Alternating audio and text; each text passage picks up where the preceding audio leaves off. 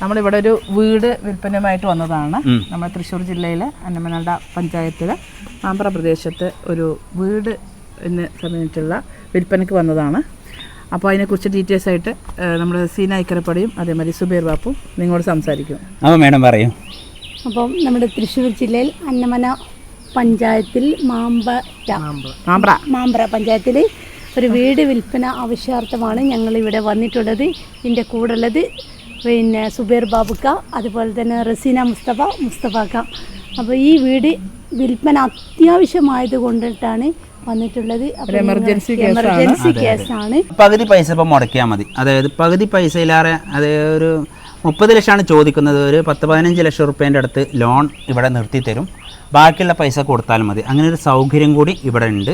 അപ്പം തൃശ്ശൂരിൻ്റെ മക്കളെ, നിങ്ങൾ ഈ ഒരു അവസരം നഷ്ടപ്പെടുത്തരുത്. കാരണം മौका हमेशा नहीं मिलता है, जब भी मिलता है ना उस वक्त पकड़ लो.